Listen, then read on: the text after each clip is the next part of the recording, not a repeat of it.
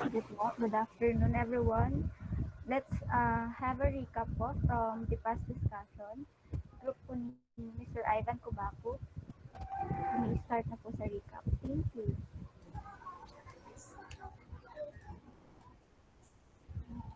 Games. Okay, good afternoon, classmates. So we shall start today with a small recap about the Old English or the Anglo-Saxon period.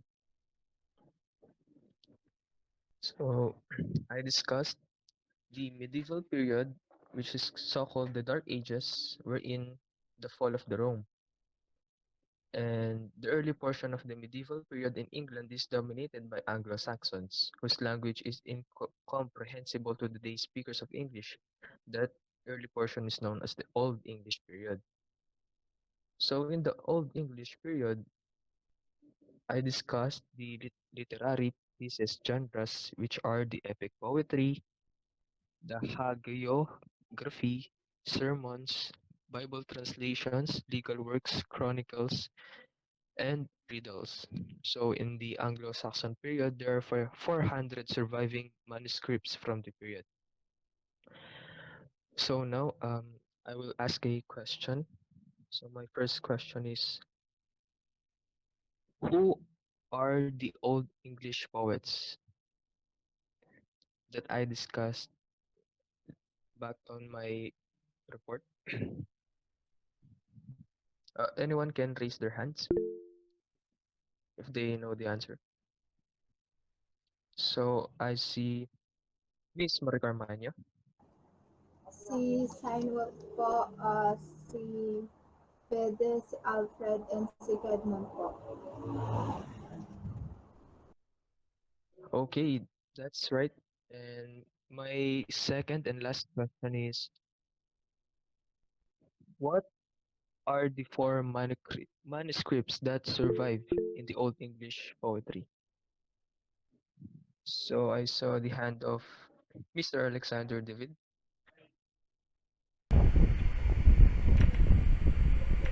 Uh, we have the Exeter book, the Junius manuscript, the Vercelli book, and the Beowulf manuscript. Okay, that's right, Mr. David. So now we will proceed now to the next recap, which is beheld by Mr. E.G. Kama.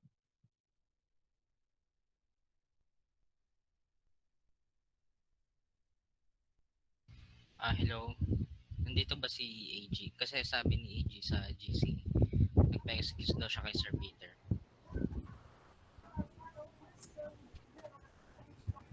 Sige po. Oh, Proceed to the next reporter okay. po na si Ivan. Wala po ata si Sir AG. So, ako na lang. Magre-recap po ako. Okay, so yung Middle English period, it lasted circa 1066 to 1450 CE.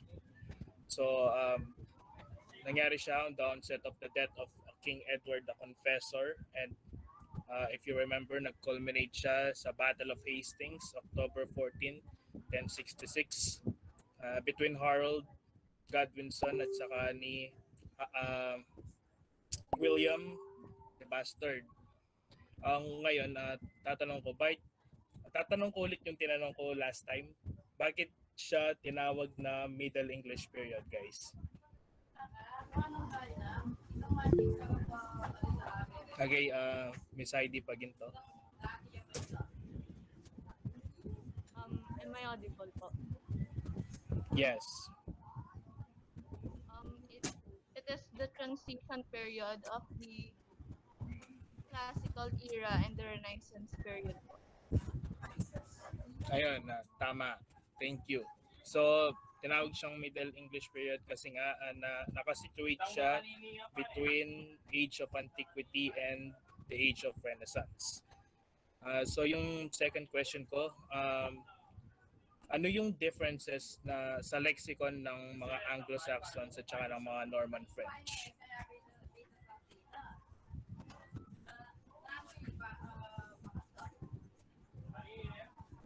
Okay, Mr. Arnel. Ash. Yes, good afternoon po. yung pagkakatanda ko doon, yung ano, yung merong nagkaroon ng ano ng division yung languages, parang ganun. Nung panahon na yun na kapag gumagamit ka ng yung notion kapag gumagamit ka ng kapag English language user ka, hindi ganun kataas yung ano yung social status mo. And then yung mga French language users naman, sila yung mga elite tsaka yung mataas yung ano, yung rank sa society. Ayun, tama yung sabi ni Miss Ayla. Uh, very true. Yung characterization ng mga language ng Anglo-Saxons poor or ano ba to? It's poor, uncultured, or illiterate. Tapos yun namang sa mga Norman French ay posh at saka refined. May mabibigay pa kayong mga examples?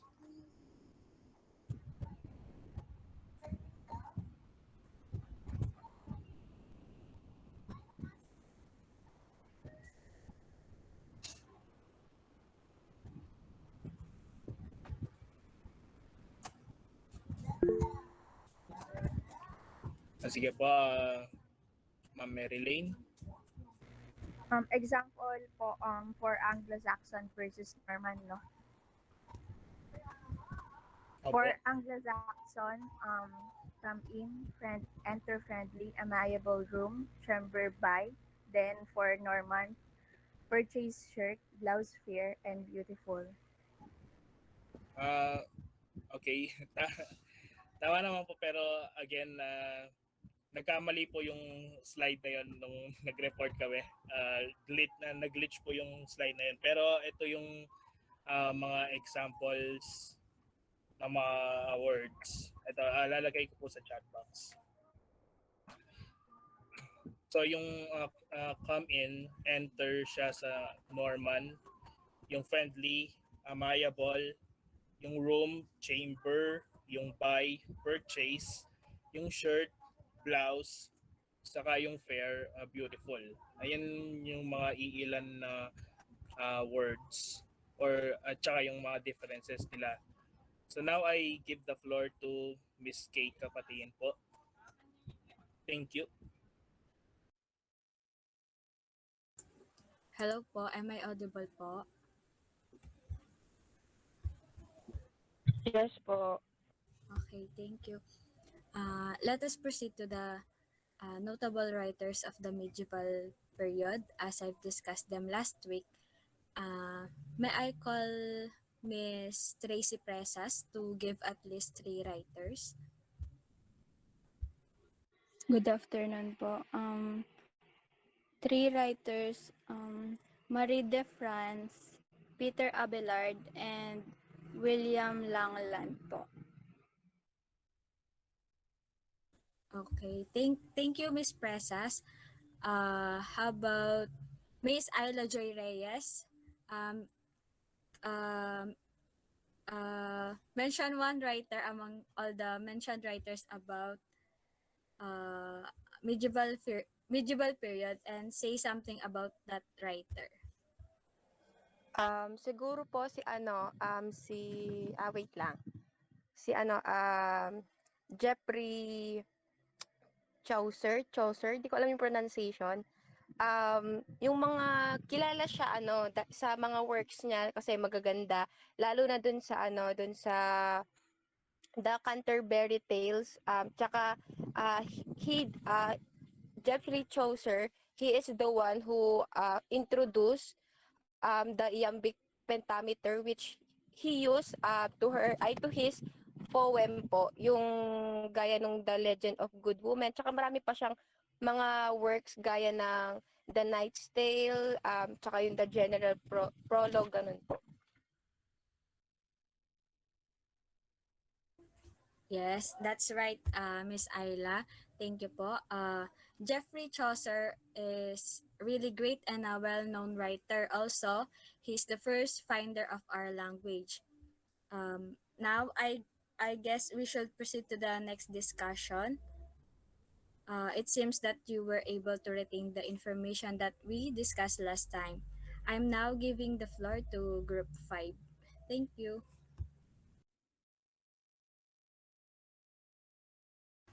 Okay, so good afternoon. Clear ba yung audio ko?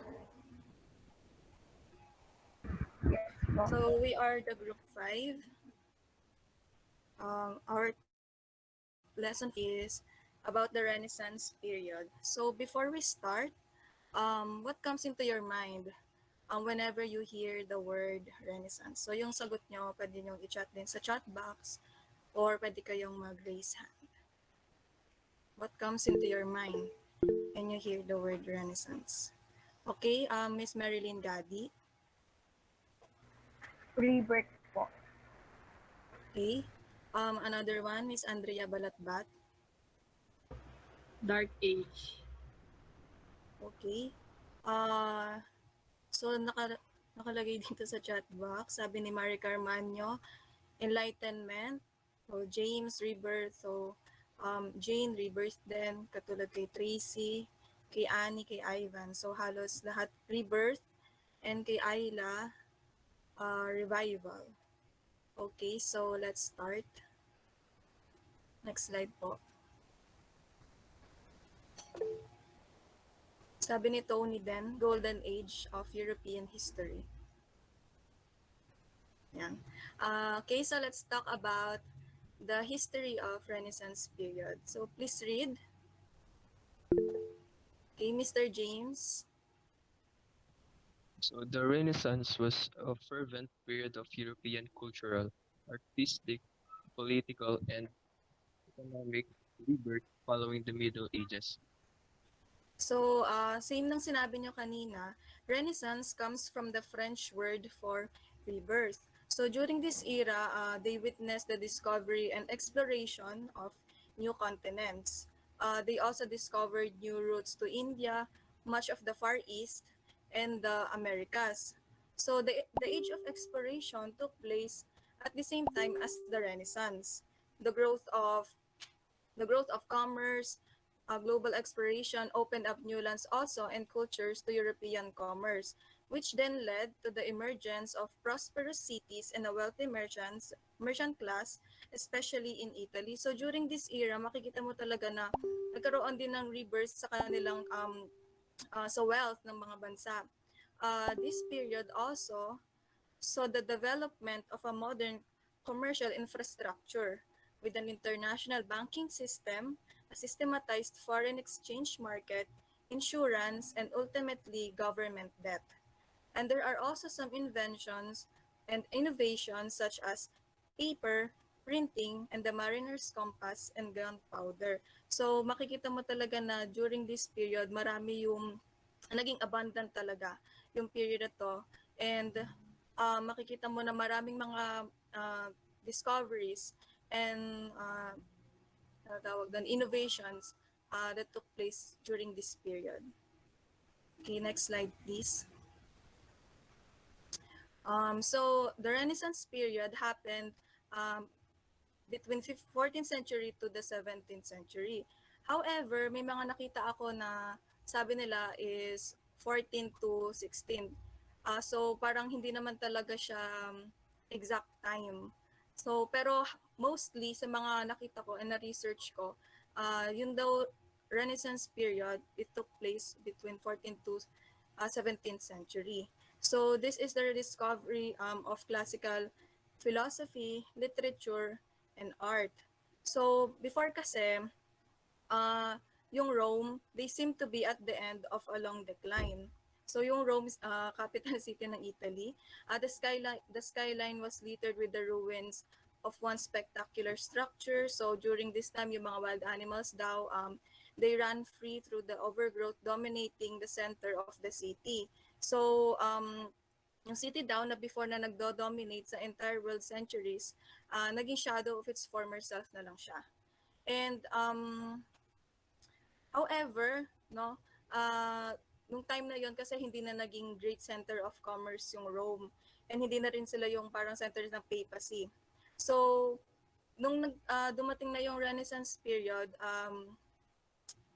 ano kasi, yung Rome, umalik na sila kung paano sila before. They finally grow back up as a city. So people were populating regions that had been left to desolation and ruin for over 1,000 years.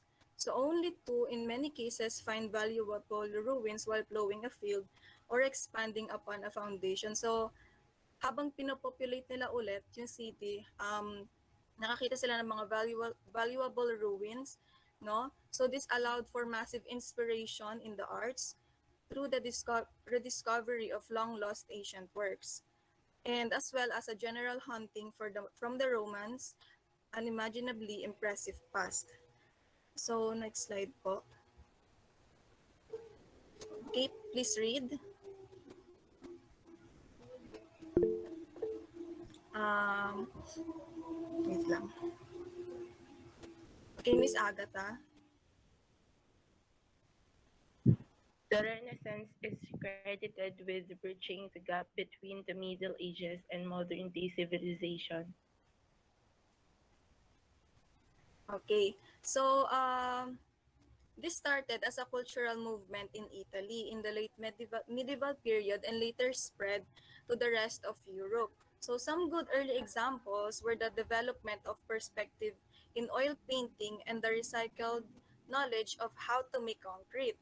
So although the invention of metal removable types sped the dissemination of ideas from the later 15th century, the changes of the Renaissance were not uniformly experienced across Europe. So, yung mga Renaissance thinkers daw, they considered that the Middle Ages to have been a period of cultural decline. So, they sought to revitalize their culture again through re-emphasizing classical texts and philosophies. Okay, next slide po. Yan. So, let's talk about art, architecture, and science. Next slide. Yan. Please read po. Okay, Miss Arcel. Good afternoon. Art, architecture, and science were closely linked during the Renaissance. In fact, it was a unique time when these fields of study fused together seamlessly. So scientific discoveries led to major shifts in thinking. So medyo familiar naman tayo sa mga names na to, diba? Galileo and Descartes. Descartes ba pagbasa niya? Descartes. Galileo and Descartes presented a new view of astrology and mathematics, while Copernicus proposed that the sun, not the earth, was the center of the solar system. So during the Renaissance, yung art nila was characterized by realism and naturalism. So the artists strive to depict people and objects in a true to life way, which is somehow familiar naman tayo sa mga arts during the Renaissance period, 'di ba? Parang hindi naman sila bago sa atin. Um, the artists, yung mga Renaissance artists, they wanted the viewer to feel something while looking at their work, to have an emotional experience from it. So they use techniques such as perspective, shadows, and light to add depth to their work. Emotion was another quality that artists tried to infuse into their pieces. So next slide po. So here are some of the most famous artistic works that were produced during the Renaissance. So Mona Lisa by Leonardo da Vinci. Next. Bakit ganyan yung name? Tama ba yung nakikita ko? Bakit ganyan? So, mali lang nga tayo pagkakalagay kayo, sorry. The Last Supper by Da Vinci also. Sorry. David by Michelangelo. Yan, The Birth of Venus by Sandro Botticelli.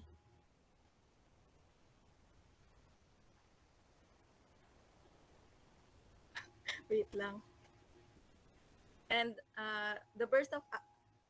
bakit ganyan? Sorry ha. Creation dapat yan. The Creation of Adam by Michelangelo also. Sorry guys sa mga typo. So let's move on to the Renaissance religion. Next slide. Okay, please read. Okay, Miss Heidi.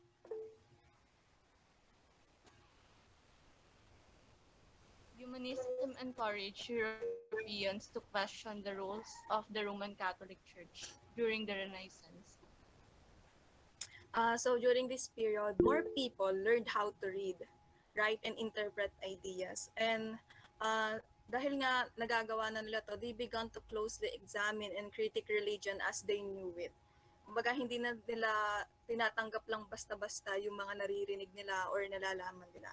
Also, the printing press allowed for text, including the Bible, to be easily reproduced and widely read by the people themselves for the first time. Before naman kasi hindi naman talaga lahat ng tao nakakapag-access or kaya nila magbasa ng Bible kasi nga hindi naman talaga siya nare-reproduce ng madami. However, during this time, na-allow yon. And ordinary people were now able to read and learn the lessons of the scripture, leading to the evangelical movement. So during this time, the early evangelicals emphasized the importance of the scriptures rather than the institutional power of the church and believed that salvation was personal conversion rather than indulgence or works. So next slide po. So ang result nito is new form of Christianity known as Protestantism was created. Okay, let's next slide. So yan, end of Renaissance. Okay, please read po. Mr. Mark Luna. Ako po. Babasahin. Sige, next slide. Ako po. Sige po.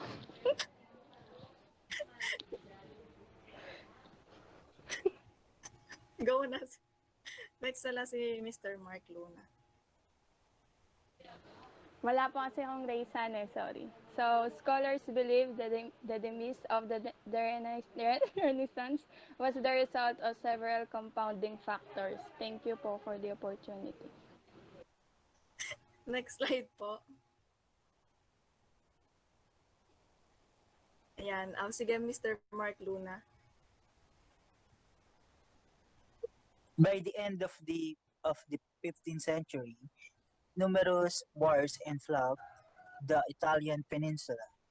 So the Spanish, French, and German invaders battling for Italian territories caused disruption and instability in the region. So also the changing trade routes led to a period of economic decline and limited the amount of money that wealthy contributors could spend on the arts. So next po. So, a movement known as the Counter-Reformation, the Catholic Church, censored artists and writers in response to the Protestant Reformation. So, maraming mga Renaissance thinkers noon, they feared being too bold. So, kumbaga nahinder yung pagiging creative nila noon. Kumbaga, hindi na nila talaga na-express ng maayos yung sarili nila because dahil nga sa mga threat na natatanggap din nila. So furthermore, in 1545, the Council of Trent established the Roman Inquisition, which made humanism and any views that challenged the Catholic Church an act of heresy, punishable by death. So by the early 17th century, the Renaissance movement had died out, giving way to the age of enlightenment. So next reporter po.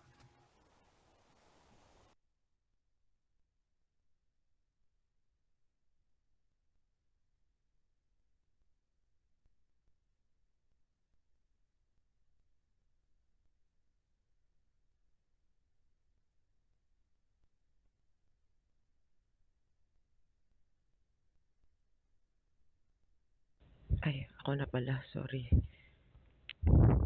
Hello, naririnig po ako? Yes. Ano siya, di ako ready. Wait lang. Ayan, good afternoon. Let's now proceed to the characteristics of Renaissance literature. Um, as Miss Dan mentioned earlier, the Renaissance is probably best known for its artistic development and for the development of humanism, a movement that emphasized the importance of creating citizens who were able to engage in the civil life of their community. Tapos kanina, 'di ba, nung nag-ask si Dan kung ano ibig sabihin ng Renaissance, some of you said that Renaissance means rebirth, and that's true. And as far as literature is concerned, that term was used to refer particularly to the rebirth or rediscovery of ancient writers. So ito yung mga characteristic ng Renaissance literature. Number one, next slide please. We have patriotism. So Elizabethan age is the age of patriotism. So ano yung connection ng Elizabethan age sa age of patriotism? The term Elizabethan era refers to the English history of Queen Elizabeth. So, naging reyna si Queen Elizabeth noong 1558 to 1603 for 6 years. Doon sa time niya, English Renaissance saw the flowering of poetry, music, and literature. And England experienced peace and prosperity during the period of Queen Elizabeth I, who ruled England during those times. So, syempre, when we say peace and prosperity, positive yon, and it has something to do with patriotism. And patriotism was crucial those times, for they believed that it inculcates the feeling of pride and respecting values of their nation. Next slide, please. Translation. So Elizabethan age again is the age of translation. According to my research, many Greek and Roman classical have been translated into English literature during Elizabethan age. For example, yung George Chapman, si George Chapman, tinranslate niya yung Greek epic na Iliad into English. So, uh, translation can be considered as expressing the sense of a work in another form. And as we all know, as English major, translation means comprehending the author's meaning and restating that meaning in the target language. And having said that, translations were very useful to the writer of that time. Kasi nga, when we say Renaissance, meaning rebirth of learning yun eh. Merong mga learning and uh, translation is one of that. Next slide, please. Ayun, yun, si George Chapman. Sorry, nandito pala sa pangalawang slide. Next slide, please. Pangatlo naman is yung literary discoveries. So during the age of Renaissance, various inventions in the field of Elizabeth writers were also important. So again, Elizabethan age pa rin to. Next slide, please. Ayan. So, since yung mga writers nung Elizabethan era, nag-discover sila ng mga iba't ibang uh, mga various inventions, ganon. For example, si Spencer, inintroduce niya yung Spencerian stanza. Kaya nga kinuha yung Spencerian dun sa name niya na Spencer. Tapos si John Lewis Prose, siya yung yung example ng prose writing. Tapos si Christopher Marlawe, inintroduce niya yung drama, which is yung napag-aralan natin sa American Lit. And Shakespeare also introduced, kilala naman natin si sonnet, 'di ba? Tsaka yung tragedy. And as I have mentioned earlier, during the Renaissance era, people started taking an interest in learning. So there is literary discoveries during those times. Next slide. Reformation. Um, 'Di ba, when we say reformation means ano ba? To change or to improve, 'di ba?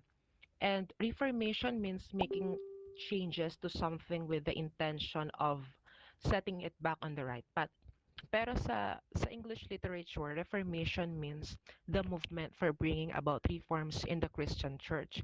From the historical point of view, Reformation is very important revolution which led to the establishment of religions. So the Reformation occurred during Renaissance times. Um, it was a split in the Catholic Church where a new type of Christianity called Protestantism was born. So nagkaroon ng Protestantism noong Renaissance period. And the impact of Reformation can be found in the work of Spencer, Shakespeare, and John Milton. Next slide, please. Ayan, an age of drama. Elizabethan age, again, Elizabethan age pa rin yung ito. And drama made a wonderful jump into maturity. During the period of Renaissance, age of drama is considered as period of the golden age. For what reason? Because there is a great activity in the fields of arts and science in which great works are accomplished.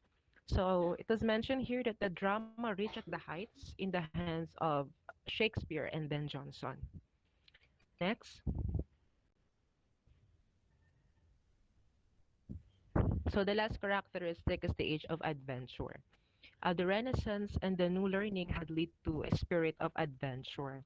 The spirit was given freedom by the political peace and unity. And it was mentioned here that the Renaissance and the new learning had led to a spirit of adventure, no? Because the Renaissance is probably best known for its artistic development, yon, yung mga iba't ibang learning. Isa din dito yung development of humanism. And in order to have humanism, there should also have freedom. And when there is freedom, it gives you the right to hold your own that can lead for more discoveries and adventure. Yun yung paniniwala ng ng mga writers ng Renaissance period. So, that's it. Thank you.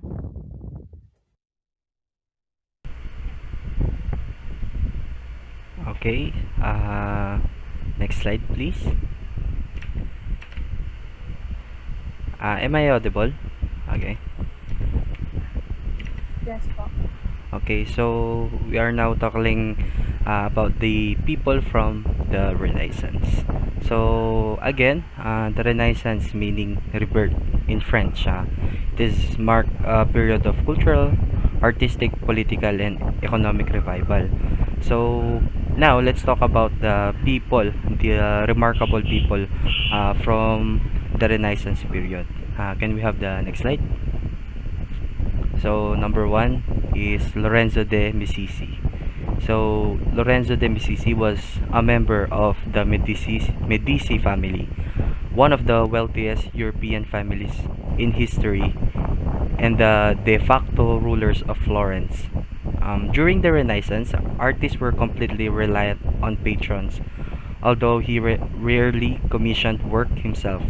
Lorenzo de Medici helped connect artists with other patrons.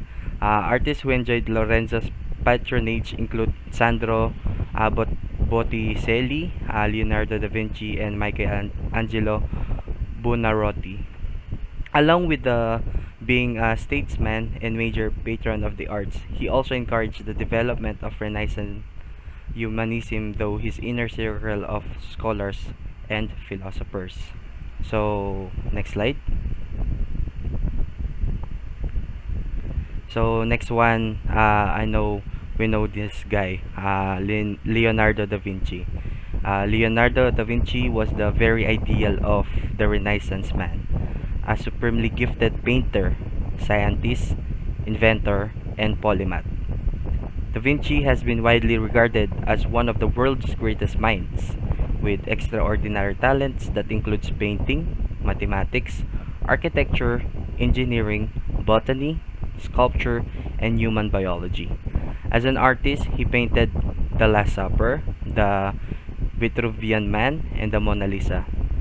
Arguably the world's most famous painting, as an inventor, he designed workable precursors of a diving suit, a robot, and a tank, centuries before they become a reality. As a scientist, he designed the first self-propelled machine in history and described the process governing friction. So, next slide, we can see the works of Leonardo da Vinci. Yeah. There's the Mona Lisa. Next slide. The Last Supper. Next slide. And the Vitruvian Man. So, next. We have Michelangelo. Michelangelo was a sculptor, painter, architect, poet, and engineer whose endeavors embodied the spirit of the Renaissance. His greatest works include St. Peter Basilica, the most renowned work of Renaissance architecture. His frescoes on the ceiling of the Sistine Chapel and the statue of David. Michael's Angelo artistic legacy is one that lives on as one of the three titans of the Florentine Renaissance. Alongside Da Vinci and Raphael, his works have since exerted an unparalleled influence on the development of art. So, next slide, we can see the works of Michelangelo. Then, San Spirito Crucifix. Next slide. Madonna of Bruges. Next slide. Bacchus. Dying Slave. So, next slide. Uh, I know we tackle about Nicholas Copernicus when we are on first year. So, Nicholas Copernicus was a mathematician, astronomer, physician, economist, diplomat, and classic scholar. His most important teaching that the earth revolved around the sun, the heliocentric, because the people before they thought that the earth is the middle of the solar system, and place him in a direct opposition to the established teachings of the church. His heliocentric view of the solar system and universe was the most prominent scientific achievement of the Renaissance age. Without him, much of Galileo's work would not have been possible. Copernicus' publication in 1543 of De Revolutionibus Orbium Coelestium, or also known as On the Revolutions of the Heavenly Spheres, led to the Copernican Revolution, seen as the starting point of modern astronomy and the scientific revolution. So, next slide. So, we have Petrarch. So, his full name is Francesco Petrarca, commonly known as Petrarch. Petrarch was one of the earliest humanists during the early Italian Renaissance and has been called the father of humanism. A devout Catholic, Petrarch believed that God had given humans their intellect and creative potential to be used to their fullest. He argued that classical writings offered moral guidance to reform humanity, a key principle of Renaissance humanism. Petrarch's rediscovery of Sierra's letter in 1345 is often credited with initiating the 14th century Renaissance. In the 16th century, Italian scholar Pietro Bembo created the model for modern Italian language based on Petrarch's work. Next slide. Up until the late 19th century, we have Raphael. Raphael was considered to be the greatest artist who ever lived, more so than even the Da Vinci and Michelangelo. Known for his mastery of depicting human emotions and clarity of form, Raphael produced works that were the cornerstones of Renaissance art. Next slide. So we have the works of Raphael. We have the portrait of a lady with a unicorn. Next slide. The School of Athens and the Alba Madonna. Okay. Next slide. So we have Galileo Galilei. So Galileo Galilei was perhaps the most influential Renaissance scientist who paved the scientific revolution that later flourished in northern Europe, often called the father of observational astronomy. Galilei pioneered the telescope and advocated the heliocentric model of our solar system. He made key discoveries in both pure fundamental science as well as practical applied science, and in doing so, revolutionized our understanding of the world. So, next slide. So, we have Michel de Montaigne, one of the most influential humanists of the French Renaissance. His 1850 essay established the essay as a literary genre. First published in 1580, the book balanced personal storytelling and intellectual knowledge in Montaigne's signature essay format. His work inspired writers such as Jean-Jacques Rousseau, René Descartes, and Francis Bacon. Montaigne's profound writings covered a remarkably modern and diverse range of topics including human action, child education, and motivation. So next slide. So we have Niccolo Machiavelli.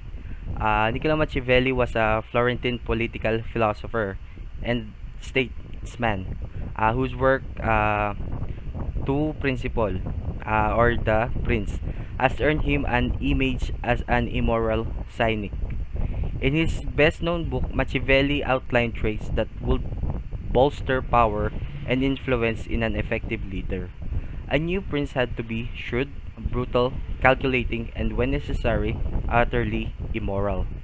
In other words, the ends justify the means.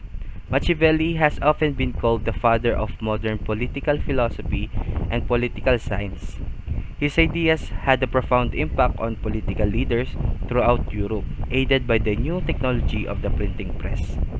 His writings were said to have influenced Henry VIII in his turn towards Protestantism, and is notable in political theorists including John Milton, Francis Bacon, Rousseau, Hume, Adam Smith, and Descartes. So, while the Italian Renaissance was dominated by the visual arts, the Renaissance in England took place mainly in literature and music. So, we have the next slide, and we know this man, William Shakespeare. Shakespeare was a key while he was working in the theater. The Renaissance was peaking in England. Shakespeare was one of the first playwrights to introduce the new openness and humanism of of the movement to the theater. So one of the most influential writers in the English language, Shakespeare wrote some of the finest and most famous works ever written. So we have Romeo and Juliet, uh, Much Ado About Nothing, Julius Caesar, Hamlet, King Lear, Macbeth, The Tempest. So these are the people from the Renaissance period, and we need to proceed to the next reporter. Thank you.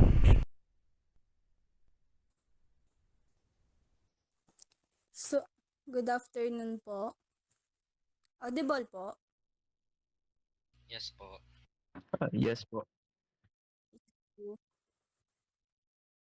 Thank you po. So now let's proceed to the 10 notable works of fiction in the Renaissance period.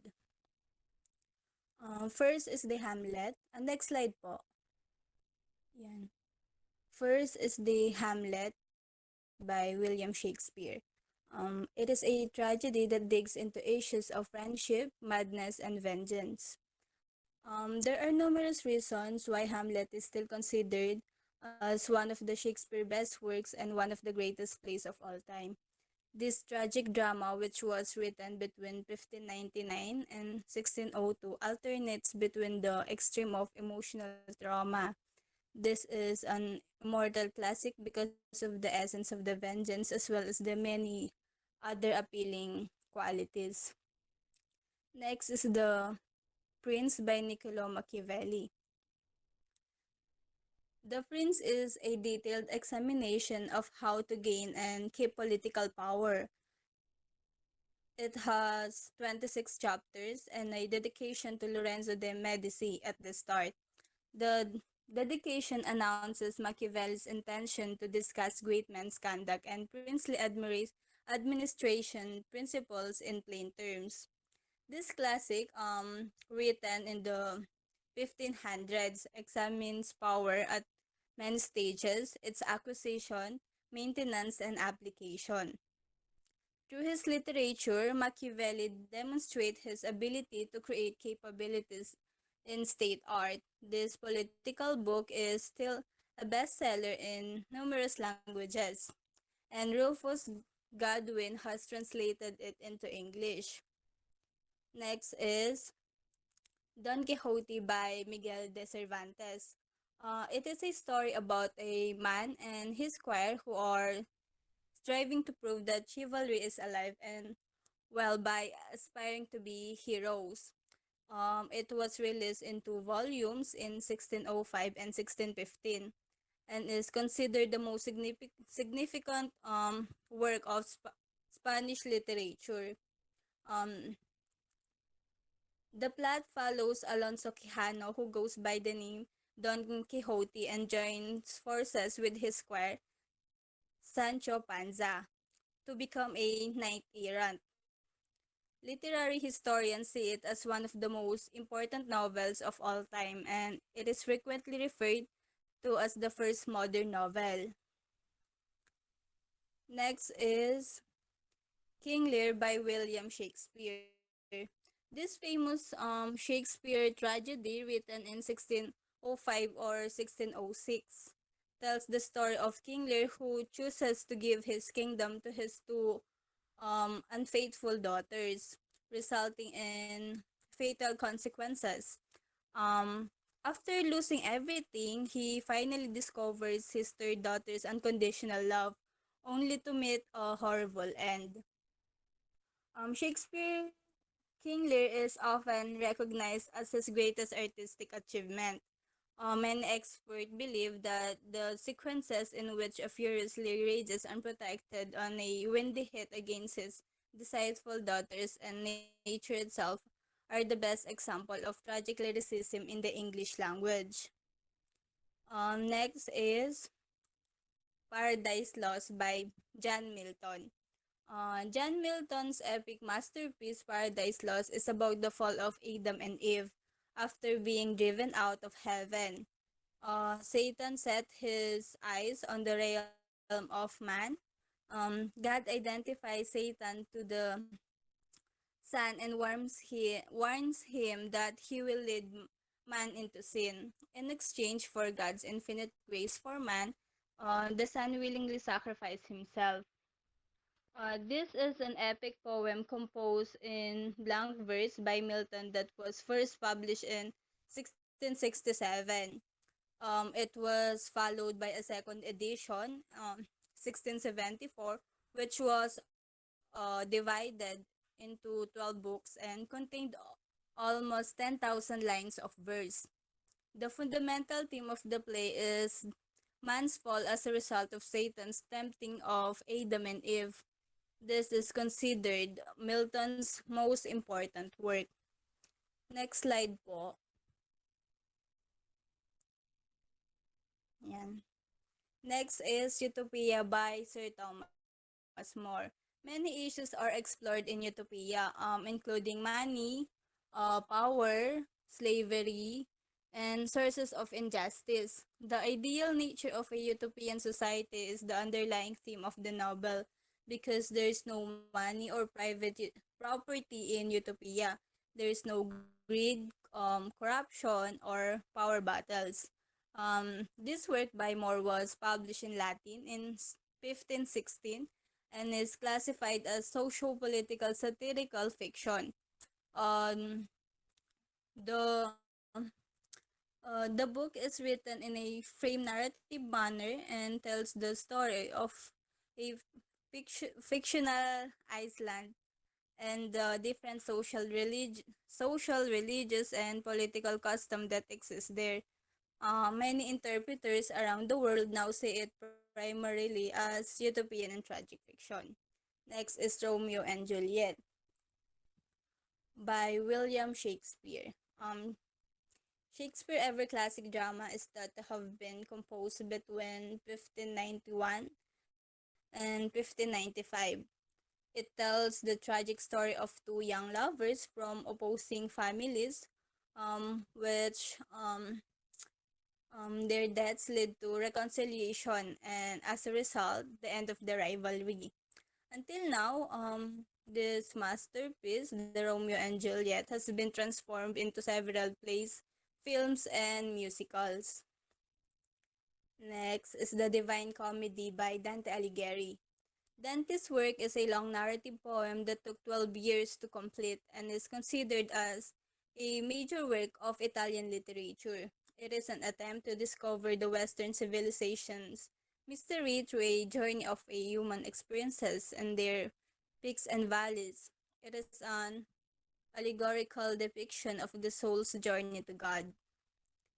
Next is the Praise of Folly by Erasmus. Erasmus, the Praise of Folly is a strong satire that mocks humanity's ignorance. Despite the fact that folly is a deity, she She claims that the Christian God is the ultimate source of wisdom and goodness. Some people, according to Foley, are agreeable fools. Desiderius Erasmus wrote this in Latin in 1509 as a counterattack against European society's superstitions and other conventional traditions, and it was printed in 1511. This was regarded as a significant Renaissance work that later played a key part in the Protestant Reformation.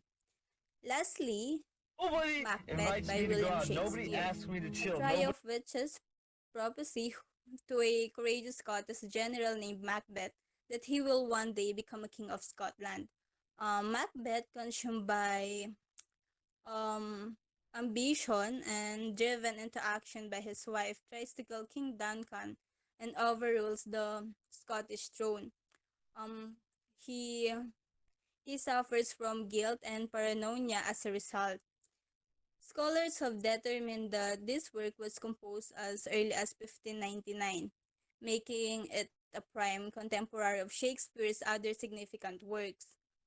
The work is a dramatic portrayal of human ambition for power and severe physical and psychological consequences that follow. The writer's relationship with his ruler is vividly shown in his work. That's all. Thank you po.